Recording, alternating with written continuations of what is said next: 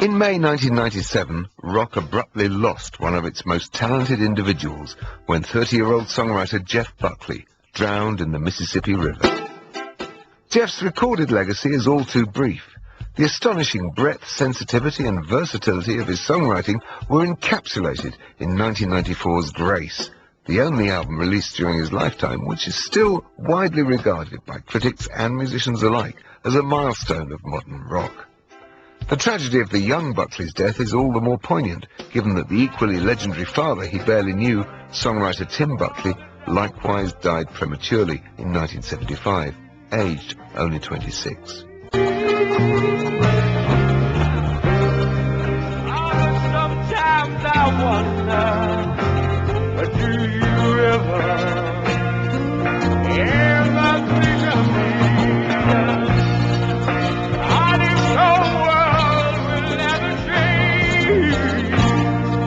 I this whole world will never change. I this whole world will never change.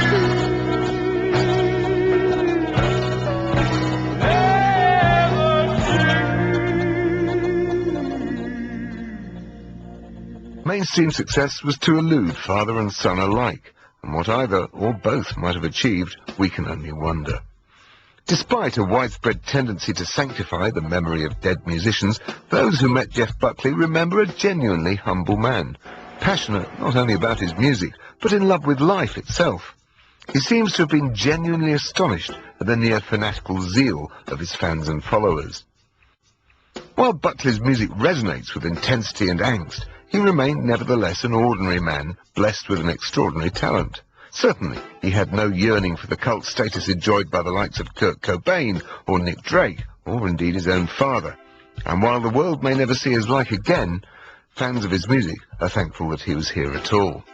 Tonight and tomorrow in Only Here for This Moment, Jeff Buckley in his own words, you can hear the interview he gave shortly before his tragically premature death.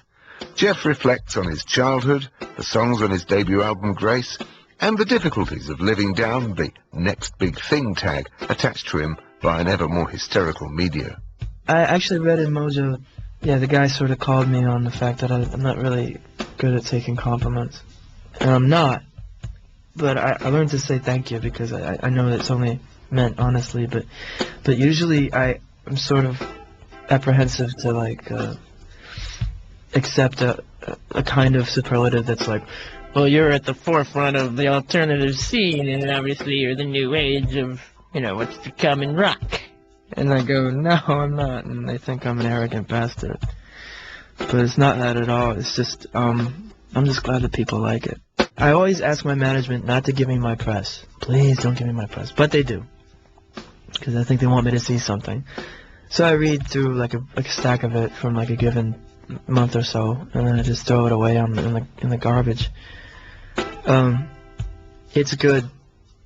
It's a good thing that, and I feel complimented, and I feel proud of my band that Grace is being received so well.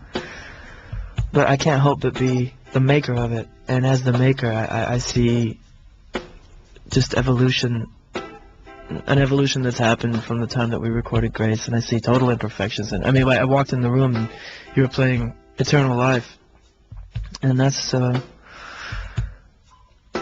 pretty primitive song of mine, and I put it on the record just to prove that it could, to myself and to the song, just to get on with it, not to anybody else really, that it could work on a record. And because because to this day I really don't feel like I have a handle on songwriting at all.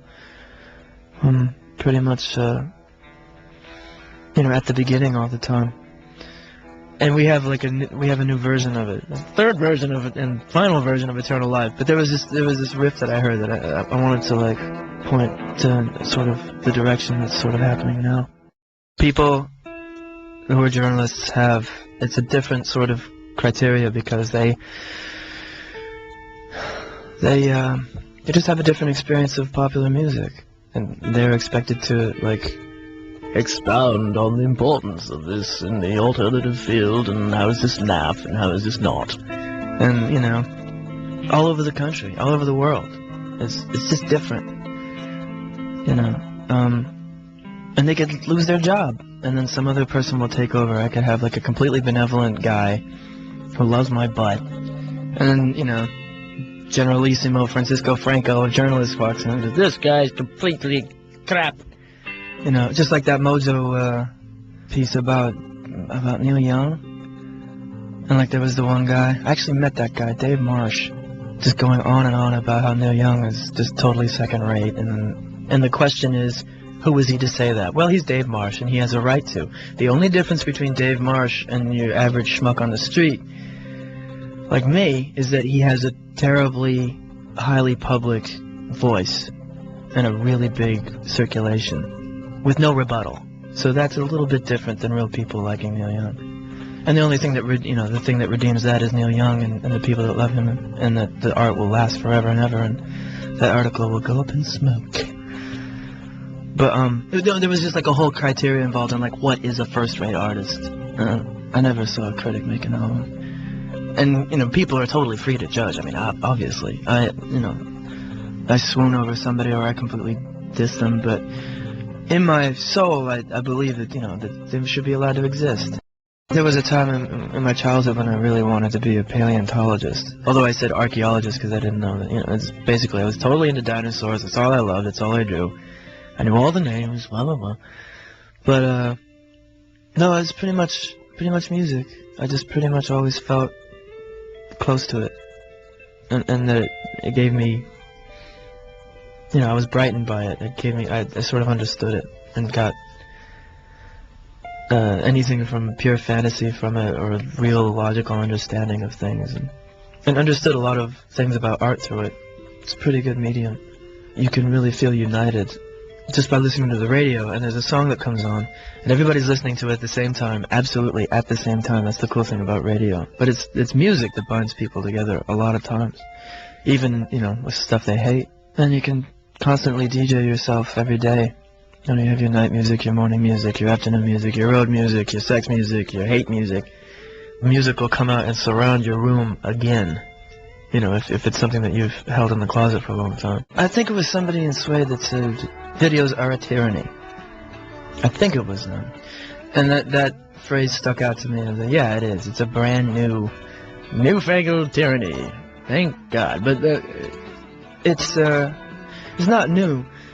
You know, I've been seeing videos ever since the late 70s on TV.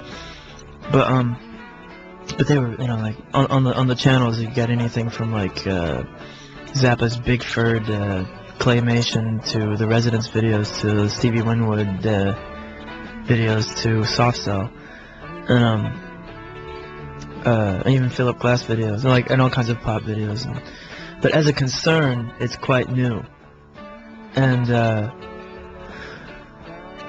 it's a real risk to give up your musical vision to a director of film, and especially a director of film that is very, very success-oriented in the video field, because they make really good commercials, not really a filmic piece. And that's kind of harsh on my mind, because, you know, you might as well be selling Ultra Bright, you know, just as well as your song, and it's not the same experience, and it's not a healthy experience to my mind. It's really fun to watch. Like, I love Bjork's videos; they're divine, you know, really good, and really evocative, and stay out of the way of the song. That's a really great way to do it. But it's always a risk. You never know with film. You never know what's going to happen until you see it, and you may not be able to correct it after that. I don't know. It's an uncertain field, and one that I hope to do. I used to want to resist it, but I'm not going to do it anymore. I like visuals, and I might as well do it the best way you can.